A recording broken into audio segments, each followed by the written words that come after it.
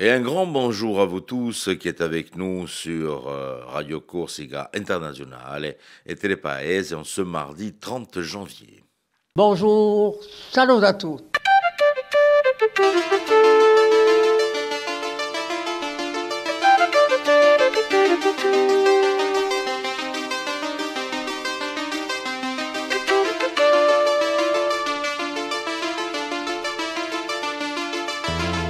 All'ascolto di Radio Corsica Internazionale, prima Radio Corsica. Siamo sempre qui. Et voilà, on se retrouve comme tous les matins sur Telepaese et Radio Corsica Internazionale, à Madinale avec toutes nos rubriques, l'information. On se retrouve tous les matins à 9h et 11h sur Telepaese. La même chose sur Radio Corsica Internazionale, en plus à midi, pour l'information sur RCI. Tiens, aujourd'hui, on va fêter une très très bonne fête aux Martines. Hein, on va les embrasser très très fort, les Martines, aux Antes de Horn et Santa Martina, hein, tout simplement. Et puis, comme d'habitude, je vais piocher tout ça sur le site des saints en Corse, les Antigos, et sur la Dessec, nos amis de Bogenustral et de Cervione. On va débuter notre matinée avec Maria Angiola. Geronimi qui va nous présenter aujourd'hui encore un autre village, un Stubiclubaese di Corsica. Comme je vous l'ai dit depuis quelques jours, cette année, Marie-Ange va nous faire un petit tour de Corse, non pas automobile, hein, mais tour de Corse di tutti sti paesi. Hier on a eu Campile et aujourd'hui, on n'est pas très très loin, de Bastia. On a 30 km, allez, 30 km. Une petite heure de route pour ceux qui conduisent lentement. Elle pellage mezz'oretta. Allez, Marie-Ange Girolemi pour ce mardi matin sur Telepaese et sur Radio Corse Internazionale. Salut a tutti e benvenuti dunque a sta matinale di RCI. E oggi bultiamo appena in l'Alto i Gasaconi e parliamo appena di un paese di Olmu, bello paese. A una trentina di chilometri da Bastia, Olmu ha spesso battuto i dormanti di Aguara. Somu si vide a testimonianza di Avontana di Mori e vi stighe di due castelli alzati da Giudice della Rocca, o Castellari e o Castelluccio, e i ricordi stampati in mente di lotte contro i genuesi. Eccone uno.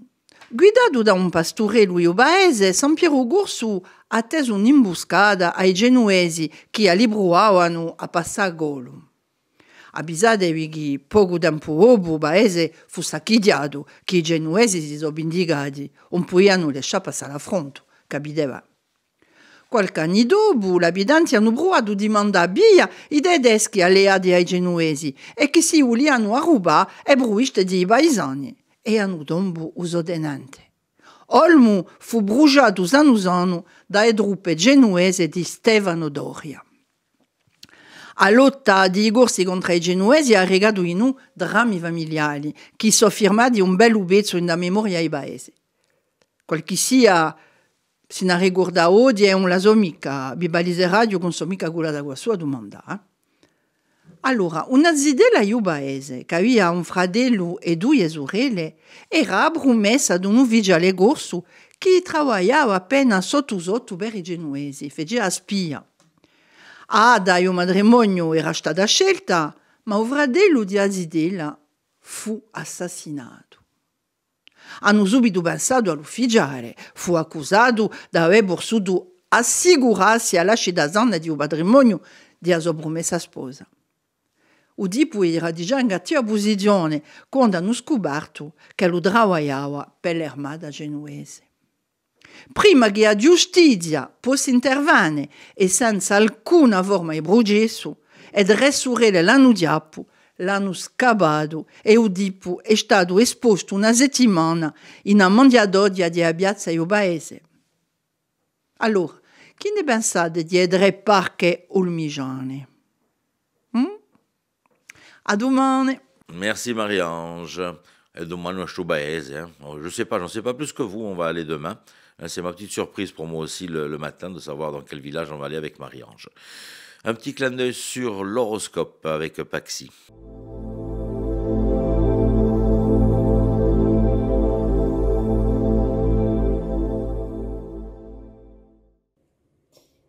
bonjour à tous, j'espère que vous vous portez bien. On va voir pour ce mardi qu'est-ce que l'on a à vous dire. Les béliers, pas mal de réflexion, de remise en question pour voir comment vous affirmer ou faire preuve de fermeté face à certaines situations. Faites attention avec l'impulsivité. Les taureaux, vous pourriez être amenés à faire des déplacements plus ou moins importants. Tout comme pour certains, vous pourriez même penser simplement à vos futures vacances et éventuellement à l'organisation de celles-ci. Les Gémeaux, vous pouvez reprendre le contrôle de la situation, mais il va falloir faire preuve de discernement pour ne pas se laisser berner par les illusions de la vie. Les Cancers, aujourd'hui, on vous parle d'événements assez soudains et qui peuvent vraiment vous prendre au cœur. Donc, peut-être que pour certains, vous allez tout de même avoir des événements qui vont réveiller chez vous cette blessure de la trahison qui est très peu agréable. Les Lions, des décisions importantes vont être à l'ordre du jour et ça va se finir par des conclusions et des décisions qui vont être bel et bien ancrées, décidées avec d'autres personnes également. Les Vierges, on peut dire que vous allez faire en sorte de bien vous entourer, vous n'allez plus vous embêter avec des amis peu convenables ou des amis qui simplement ne vont pas avec vous. Vous allez vraiment vous entourer au mieux possible, ou en tout cas, vous rechercherez cela. Les Balances, votre évolution va être grande et tout cela pour votre plus grand bonheur. Les Scorpions, beaucoup de responsabilités sur vos épaules. Acceptez que plus vous avez de responsabilités et plus le temps peut paraître long. Les Sagittaires, de nouveaux projets vous apportent une sensation de sécurité et de stabilité qui vous fera le plus grand bien ou qui du moins pourra vous rendre très heureux. Les Capricornes, vous évaluez, vous étudiez justement les événements que la vie met sur votre route pour voir qu'est-ce que vous pouvez faire avec cela. Vous pouvez réussir à dépasser certains imprévus, je dirais. Les Verseaux, vous êtes animés d'une grande passion qui va vous permettre d'aboutir à de grandes choses. Et enfin, les Poissons, votre envie de nouveauté va certainement se manifester chez vous. Vous avez peut-être plus envie de prendre soin de vous et ça vous ferait clairement le plus grand bien du monde. Voilà tout le monde, merci beaucoup et une belle journée.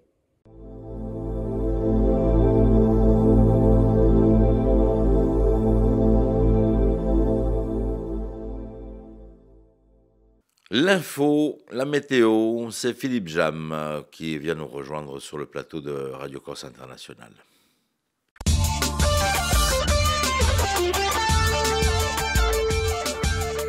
Le ciel sera le plus souvent voilé aujourd'hui par des nuages d'altitude, mais l'impression de beau temps régnera. Le vent sera faible, les températures maximales toujours très agréables pour la saison. Elles seront comprises en mi-journée entre 12 et 15 degrés en bord de mer et de 8 à 11 degrés dans l'intérieur de l'île.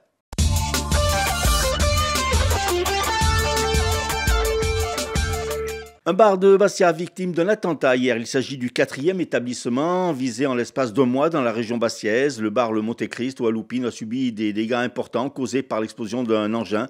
Vers 1h30 du matin, une enquête pour dégradation par moyens dangereux a été ouverte par le parquet de Bastia et confiée à la direction interdépartementale de la police nationale. Mouvement de grogne tous azimuts en Corse. Dans les enseignements, hier matin, des parents d'élèves du collège Maria de Peretti à Porto Vecchio ont bloqué l'entrée de l'établissement en soutien aux agents territoriaux en sous-effectif depuis plusieurs mois. L'association des parents d'élèves réclame de la collectivité de Corse en charge de la gestion des collèges le remplacement des agents absents. En fin d'après-midi, ils ont obtenu satisfaction avec l'annonce par la conseillère exécutive en charge des collèges, Antonia Lugiani, de la venue de 2 agents en renfort, l'un ce mardi, l'autre mercredi, un 3e pourrait même éventuellement les rejoindre lundi prochain. Les conducteurs de taxi étaient également dans la rue hier. Nombreux se sont rassemblés devant la préfecture de la Haute-Corse à Bastia pour dénoncer la nouvelle convention de la Caisse nationale d'assurance maladie.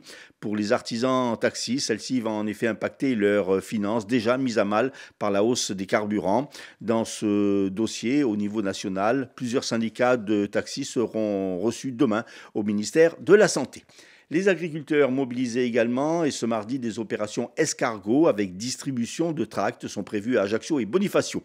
Enfin, les médecins du collectif des médecins libéraux Corsica se rassembleront ce matin à 11h30 devant le siège de l'agence régionale de santé à Ajaccio dans leur lutte depuis plusieurs mois pour obtenir une spécificité corse de leur profession. Ils réclament le soutien de l'ARS de Corse et du préfet de Corse. Très prochainement, en effet, dans le cadre des négociations conventionnelles seront étudiées les revendications du collectif par la Caisse nationale d'assurance maladie. Pour le collectif, le soutien des deux institutions représentant l'État en Corse est en effet indispensable à une issue favorable aux discussions avec l'assurance maladie. Et puis en football, Régis Brouard, entraîneur du Sporting Club de Bastia, et son adjoint Frédéric Ney, remerciés par le club hier. Une décision des dirigeants qu'on sentait venir depuis plusieurs jours suite aux 2 récentes défaites du club. Fusibles, les 2 hommes ont sauté. Reste maintenant aux joueurs à prendre conscience de la situation du club. En attendant la nomination de nouveaux coachs, les entraînements seront dirigés par Lilian Lasland, jusque-là en charge des attaquants de toutes les catégories du Sporting, et Miguel Moretti, entraîneur de la réserve. Ils devront préparer au mieux le derby de lundi face à l'AC Ajaccio.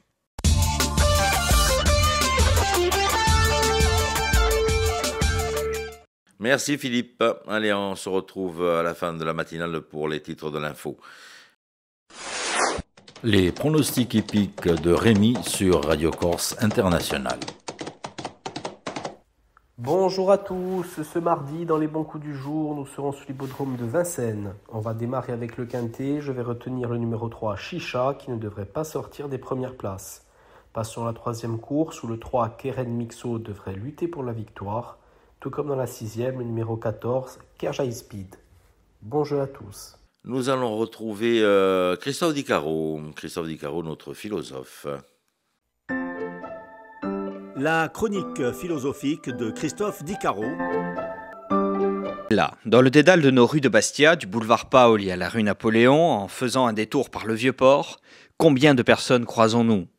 Nous en connaissons parfois, souvent nous disons bonjour, et quelquefois nous prenons le temps d'échanger quelques mots doux ou rugueux. Si la particularité de la ville est qu'il y règne un véritable climat de bienveillance apaisée, il arrive parfois que certains de ces personnages sortent du lot par un atypisme haut en couleur. Entre celles et ceux dont on entend la voix de très loin, qui semblent hurler simplement en vous adressant un bonjour, on a coutume de dire qu'ils seraient originaires de la place du marché, et celles et ceux qui, par leur démarche relativement prostrée, introvertis mais vivaces, observatrices mais géniales, attirent votre attention et éveillent en vous tous les imaginaires les plus fous ou les plus farfelus. En un mot, chaque ville, chaque village recèle son lot de personnes et de personnages qui nous montrent à quel point l'humanité est riche et surtout pleine de potentiel. Voyager à travers les écrits de Philippe Alessandri, c'est voyager au cœur même de ce qui dépeint le caractère pluriel de notre humanité. Et pour cause, après Monsieur Anatole et le mage Athanase qui, disons-le, ont été de véritables best-sellers, l'auteur revient très fort avec son dernier ouvrage tout juste sorti de presse, Anatole le Grand. Avec une plume aiguisée et un vocabulaire châtié, nous retrouvons avec style ce personnage génial que l'on suit pas à pas dans les œuvres de Philippe Alessandri. Anatole, quelquefois à la limite de la bouffée délirante, psychologiquement instable, pyromane, fétichiste, adepte de sadomasochisme, semble être un génie incompris, qui, s'il n'arrive pas à détruire l'humanité, aura peut-être l'opportunité de la sauver. Et de quelle manière ?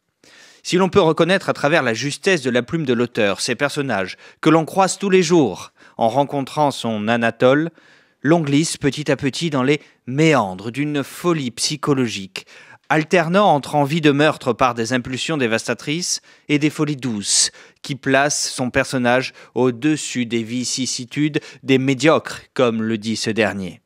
Nous voilà donc partis d'un petit studio presque miteux, que l'on peut bien imaginer, à travers la plume de l'auteur, être à Lupin ou à Montezot, après un ordre de mission plutôt cocasse, donné par la fameuse Nadège de Genève, sorte d'égérie dominatrice de notre cher Anatole le Grand, au plus somptueux quartier parisien donc. Sans dévoiler l'intrigue, que vous aurez grand plaisir à découvrir en feuilletant d'une traite l'ouvrage de notre auteur, nous serons transportés dans les coulisses de ce qui pourrait se faire en politique, dans le monde du showbiz, dans cet univers où l'argent coule à flot et où les manigances vont bon train. Ainsi, même si la fameuse Nadège de Genève arrivera à flatter l'ego d'Anatole, même si un temps elle refusera sa demande de lui humer les collants et de lui lécher les pieds, nous nous attacherons à ce personnage qui, malgré tout, se parera presque de l'aura du héros, mettant au jour des pratiques scabreuses du monde au bord de la rupture morale et humaine, à tel point que certains grands éditeurs, après avoir grandement apprécié l'ouvrage d'Alessandri, ont gentiment indiqué que cela pouvait être trop proche de la réalité et créer de véritables polémiques. Lorsque l'on sait que notre auteur Philippe Alessandri a été et est parfois encore un médium reconnu, l'on peut comprendre que son roman puisse faire des vagues, même par anticipation. Alors, Anatole Legrand du Bastiat Philippe Alessandri, donc, est un ouvrage à lire et à relire bien souvent d'une seule traite, à offrir, à partager en somme, en alliant plaisir romanesque, évasion solide et efficacité. La chronique philosophique de Christophe Dicaro. L'invité du jour qui vont nous emmener dans les grottes, nous balader dans les forêts à la recherche des chauves-souris. Et c'est Kate Derick qui est avec nous aujourd'hui sur le plateau de Radio Corse International.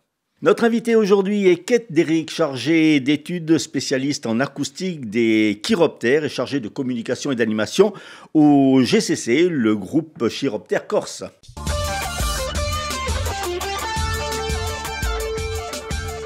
Kate, bonjour. Bonjour. Alors, si nous vous avons fait venir ici aujourd'hui, c'est parce qu'il y a une bonne nouvelle, c'est que la chauve-souris de Corse endémique a été reconnue. Tout à fait, oui. Je suis déjà venue justement parler de cette espèce, il me semble qu'il y a maintenant 2 ans. On l'avait décrit, ça fait quand même pas mal d'années maintenant qu'on sait qu'elle est endémique à la Corse, on sait que c'est une espèce génétiquement distincte, mais on n'avait pas encore eu le vraie publication scientifique officielle qui nous permettait de dire avec certitude que c'est une espèce endémique et qu'on peut enfin donner son nom. Alors, son nom justement, c'est son nom, c'est le murin de Corse, pour le nom un peu vernaculaire, ou sinon, pour le nom scientifique, c'est Myotis nostrale. C'est un nom que les Corses ont choisi pour elle. Alors, qu'est-ce qui caractérise cette petite bestiole, entre guillemets, de ses collègues du continent, puisqu'elle est endémique? Oui, tout à fait. Alors, elle ressemble beaucoup à une espèce qu'on appelle le murin de Natterer. Et le murin de Natterer, en fait, on a découvert assez récemment qu'en fait, c'est un groupe d'espèces, c'est pas une seule espèce. Donc, selon si on est dans le nord de la France ou le sud de l'Europe, c'est plusieurs espèces différentes. Et on s'est rendu compte, du coup, que l'espèce qu'on a en Corse, elle est complètement à part par rapport aux autres. C'est une espèce qu'on trouve que ici. Et du coup, c'est une super bonne nouvelle pour nous parce que ça fait une espèce endémique. Et en fait, c'est le seul mammifère endémique de France. Il n'y en a pas d'autres pour le moment. En tout cas, on n'a pas mis en évidence. Donc, on a vraiment un gros enjeu pour cette espèce. Et ce qui change à peu près par rapport à celle du continent, du coup, le murin de Natterer, elle a à peu près la même tête, même taille. Tout ce qui est en acoustique, c'est à peu près la même chose. Après, tout ce qui change à peu près, c'est que sa tête, elle est un peu différente et elle a, sur le menton, elle a une petite tache qui permet de la distinguer par rapport à l'autre espèce. Mais sinon, nous, on a tellement l'habitude de la capturer qu'on s'est toujours dit murin de Natterer. Et c'est des amis du continent qui sont venus, et ils l'avaient dans la main, ils ont dit elle est quand même super bizarre votre chauve-souris. Et c'est ça en fait qui nous a un peu titillé. On s'est dit on va faire des tests génétiques, voir si elle est vraiment une espèce à part. Et du coup, il s'est avéré que, heureusement, oui, c'est une espèce à part. Alors quand vous dites capturer, c'est pour l'étudier. Exactement, oui. C'est une manière qu'on a d'étudier les chauves-souris, c'est de les capturer avec des filets, oui. On met des grands filets sur des cannes à pêche et on les capture. On les prend à la main, forcément avec des gants, et on les a pas longtemps. On prend des mesures, on les sexe, en fait, on les pèse. De temps en temps, on va mettre sur le dos des émetteurs, justement, pour les suivre en télémétrie. Donc, c'est pour savoir où se trouvent les gîtes. Donc, c'était très important pour cette espèce parce qu'il fallait trouver quand même les colonies de cette espèce. Ou sinon, on peut les suivre aussi pour connaître le milieu de chasse. C'est quelque chose qu'on fait assez souvent en Corse. Mais sinon, oui, la capture, c'est assez invasif pour les espèces. Donc, il y a d'autres manières de les étudier, bien sûr, comme par exemple, ma spécialité, c'est l'acoustique. Mais bon, on fait beaucoup de choses en été. Voilà, donc beaucoup de captures. On est toujours très occupés en été. Elle est toute petite, en fait. Elle est toute petite, ouais. Elle fait, je vois pas avec la main, mais ouais, un peu plus la taille de mon doigt, en fait. Elle est vraiment toute petite et elle pèse moins de 10 grammes, quoi. Voilà, c'est une petite espèce. Pas aussi petite que les plus petites, les pipistrelles qu'on a. Elle est un peu plus grosse que ça, mais ouais, elle est pas bien grosse, non. Où est-ce qu'on la trouve exactement en Corse? Parce que je sais qu'il y a des colonies un peu partout. Alors, pour le moment, on a mis en évidence 4 colonies. Donc, la plus connue qu'on a, elle est vers Ghisoni, en fait. Sinon, on en a une à Bavela et une autre à Iviza. Mais en fait, ce qui est particulier avec elle, c'est que c'est une espèce qui est vraiment montagnarde. Elle vit quasiment exclusivement en montagne, en tout cas, on n'a pas vu ailleurs. Et elle aime beaucoup se mettre dans des fissures. Donc, souvent, on va se mettre vraiment en montagne dans des fissures de roches. Donc, ça fait que du coup, on peut la suivre en télémétrie, par exemple, mais souvent, on ne peut pas aller dans la colonie. Donc, on sait qu'elles sont là-dedans, on ne sait pas combien elles sont. Donc, on pense qu'en Corse, on a à peu près moins de 1000 individus, ce qui n'est pas beaucoup. Et là, elle est en train d'être inscrite aux listes rouges des espèces en voie de disparition. Et on pensait qu'elle était vulnérable. Et les scientifiques qui sont sur le coup, ils nous ont dit, en fait, finalement, elle serait en danger. Donc, ça permet d'avoir un statut un peu plus fort et ça permettrait de mettre en place plus de protection pour elle. Et du coup, ça fait qu'on a un plus gros enjeu pour cette espèce. Alors, on la trouve donc un petit peu partout. Et le nom a été choisi par... vous aviez fait un référendum, c'est ça, pour trouver le nom? Oui, c'est ça. On avait fêté nos 30 ans en 2020. Alors, du coup, il y avait le Covid, on n'a pas pu fêter. Du coup, on avait cette espèce, on voulait faire de la com pour elle. Et on avait demandé aux Corses, oui, choisissez-lui un nom. On voulait vraiment que les Corses se l'approprient, en fait, qu'ils comprennent que c'est une espèce qu'on accueille ici et qu'il faut la protéger, il faut en parler. Et du coup, on avait dans les journaux, à la radio, on avait dit, donnez-lui un petit nom. On avait fait un petit pool, tous les noms qu'on a eus. Et c'est un nom qui sortait beaucoup, Myotis noustral, pour le nom corse. Après, on a eu plein de bêtises, on a eu des trucs rigolos, ça nous a bien fait rire. Mais du coup, c'est le nom du coup qu'on a voté entre nous, donc Miorin de Corse, Myotis noustral ou Miorin de chez nous, du coup. Alors du coup, il y a 22 espèces en Corse, c'est ça? C'est ça, on a 22 espèces, oui. Donc en fait, c'est énorme pour une petite île, non? Pour une île. Tout à fait, ouais. Pour une île, ouais. Alors, sachant que sur le continent, il y a 36 espèces. Donc, alors il y a quand même beaucoup de différences en milieu, en température, voilà. Mais nous, en Corse, oui, c'est assez exceptionnel pour une île, ouais. C'est surtout parce qu'on a une grande différence de relief, on a une grande différence de milieu qui les plaît beaucoup, quoi. Que ce soit en montagne, sur le littoral, ça change beaucoup. Et elles trouvent bien leur compte, oui, sur l'île, ouais. Donc, c'est assez exceptionnel, oui, on en est fiers. Il y a d'autres espèces en danger, comme ça, en liste rouge, comme on dit? Oui, tout à fait. Elles sont toutes protégées par la loi. Quels sont les prédateurs, en fait? Ah, les prédateurs. Alors, c'est pas... Alors, les prédateurs, il y en a plusieurs. Il y a surtout les rapaces nocturnes. Il peut y avoir des serpents, des choses comme ça. Mais le pire prédateur des chauves-souris, c'est le chat domestique. Donc ça, c'est un gros problème pour elles, comme pour les oiseaux, comme pour les rongeurs. Sachant que c'est un prédateur qui n'est pas naturel, en fait, il n'est pas censé être là. Et en Corse, on a cette problématique-là, on a beaucoup de chats errants qui ne sont pas stérilisés. Donc ça, c'est vraiment quelque chose qu'il faut faire, les stériliser. Et puis si on a des chats, bien sûr, essayer de ne pas les laisser sortir au crépuscule, parce que c'est là où... Nous, on a notre numéro SOS chauve-souris qu'on peut appeler, et la plupart des appels que j'ai pour des chauves-souris blessées, c'est des attaques de chats.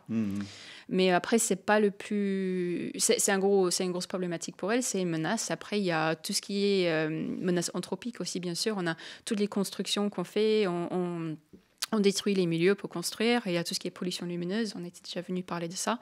Voilà, il y a tellement de problèmes, et tout ce qui est utilisation de pesticides aussi. Tout ça s'accumule, il fait que du coup, elles sont fortement menacées, sachant que c'est des animaux qui se reproduisent très lentement, elles font un petit par an. C'est très lent.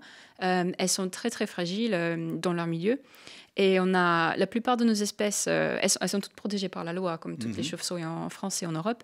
Et nous, on a, du coup, maintenant, si Myotis noustral est mis en danger, on aura 3 espèces en danger en Corse. On aura elle, on aura une espèce qui s'appelle le rhinolophe euryale, qui est une espèce de Méditerranée.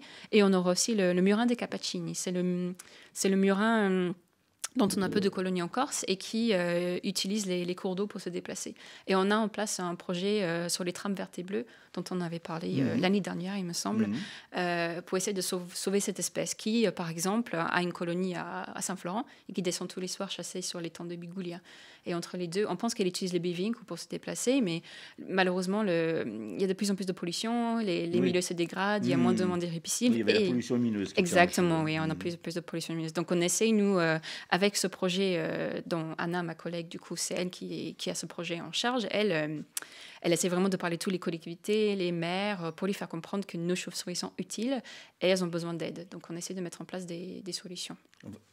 Constituer des sortes de réserves, en fait, pour les chauves-souris, des zones où... bien cloîtrées pour qu'elles soient tranquilles, c'est ça? Ça passe par ça? Oui, c'est ça. Déjà, il faut protéger les gîtes, donc où elles vivent. Donc nous, les gîtes, c'est les maisons des chauves-souris. Donc ça peut être des grottes, comme ça peut être des bâtis, ça peut être des arbres. On essaie vraiment déjà de protéger ces gîtes qui soient... Donc par exemple, pour les grottes, on peut mettre en place des grillages. On peut mettre en place des APPB et des arrêtés de protection biotope. Et il faut surtout, du coup, conserver là où elle chasse et aussi, du coup, pour cette espèce, surtout, tous les corridors, on appelle les corridors écologiques, pour qu'elle se déplace bien. Donc vraiment, ça se résume vraiment à reconnaître les milieux où elle passe. Et soit on peut faire des aménagements, soit c'est tout simplement de conserver ce qui existe. Donc il faut absolument, pour elle, par exemple, conserver des haies, des bocages, la forêt, des lignées d'arbres et surtout la ripisylve aussi, qui est très importante pour elle. Alors cette reconnaissance met en valeur votre travail, puisque vous travaillez, vous êtes un petit groupe, mais vous travaillez beaucoup. Et quels sont un petit peu les projets, l'actualité du groupe, du GCC? Alors en ce moment, on a beaucoup de projets. Donc on a ce projet du coup Tram dont j'ai parlé, du coup qui nous prend pas mal de temps. On a aussi mis en place depuis très peu de temps un projet qui s'appelle Agriculture et Chiroptère. En fait, c'est un projet qui va mettre en lien le groupe Chiroptère Corse et les agriculteurs, en fait, pour qu'ils mettent en place des aménagements sur leurs exploitations pour les chauves-souris. Parce que les agriculteurs, ils commencent à comprendre de mieux en mieux que les chauves-souris, c'est utile. C'est des régulatrices naturelles des insectes. Donc, elles mangent les insectes qui sont nuisibles pour les cultures, que ce soit des petits papillons, des petites mouches. Donc en fait, les moustiques aussi. Et les moustiques, bien sûr, pour nous, oui, tout à fait, oui. c'est ça. Donc elles ont énormément d'utilité pour nous. Et pour les agriculteurs, en fait, on travaille avec eux, déjà pour comprendre sur leur exploitation qu'est-ce qu'ils ont comme chauve-souris, qu'est-ce qu'ils ont comme espèce, et c'est quoi l'intérêt de leur exploitation. Parce que souvent, on veut mettre en place des choses, on veut mettre des nichoirs, on veut s'amuser à attirer les chauves-souris, mais souvent, les exploitations, ils ont déjà tout ça, en fait. C'est juste que des fois, il faut mettre peut-être des haies en plus, peut-être.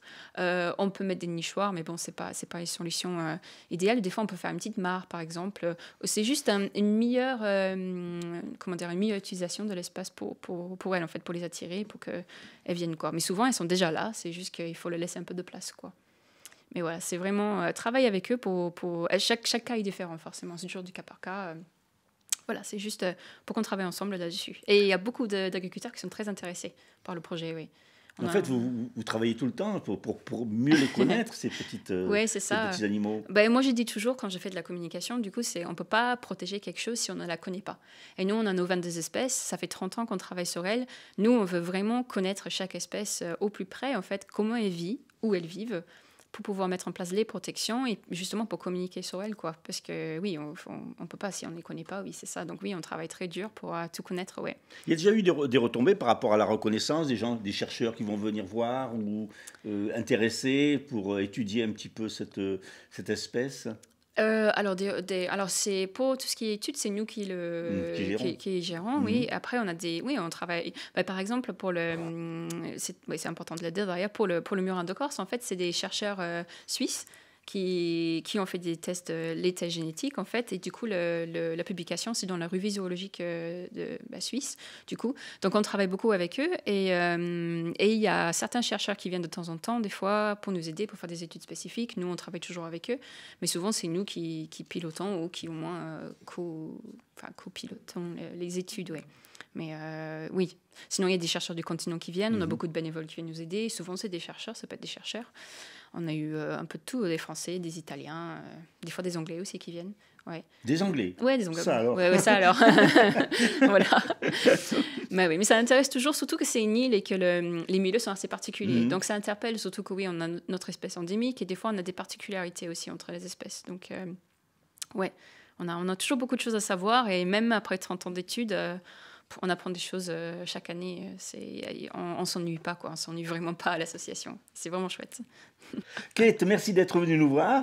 Merci, et puis, bonne continuation avec cette Myotis nostrale. Merci.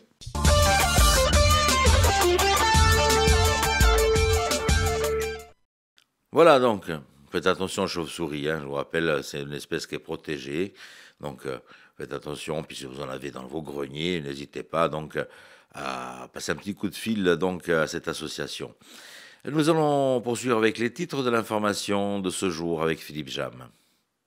Un 4e bar de la région bastiaise victime d'un attentat hier. Des parents d'élèves du collège de Porto-Vecchio qui ont bloqué l'accès à l'établissement. Hier, ils ont obtenu de la collectivité de Corse le renfort de 2 agents territoriaux. Les taxis dans la rue également. Les chauffeurs dénoncent la nouvelle convention avec la caisse d'assurance maladie.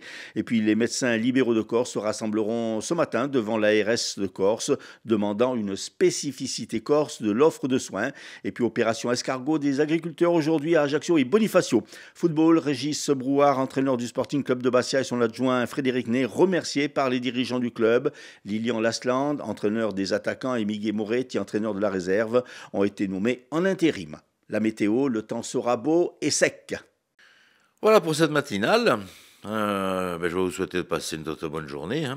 Une très bonne journée. En plus, le temps, allez, on n'est pas à l'été, on n'est pas au printemps, mais bon, le temps est assez clément aujourd'hui encore, peut-être un peu frais par endroit. Ça dépend de quel endroit vous êtes en Corse, si vous êtes sur la plaine ou en montagne. Mais bon, pour un mois de janvier, on est vraiment très très bien. Bon, il nous faudrait quand même un peu de neige, un peu de neige pour avoir un peu d'eau pour cet été. Mais voilà, on va profiter quand même de cette journée. On se retrouve demain, bien sûr, sur Radio Corse International. Vous pouvez continuer à nous suivre, ainsi que sur Télépaèse. Retour de l'information sur RCI sera pour midi avec Philippe Jam et toute la rédaction. Et puis aussi sur Télépaèse, à savoir que vous avez une Idéal qui vous est présenté tous les soirs à partir de 19h30. Je vous embrasse et je vous dis à demain. Bonjour, salut à tous.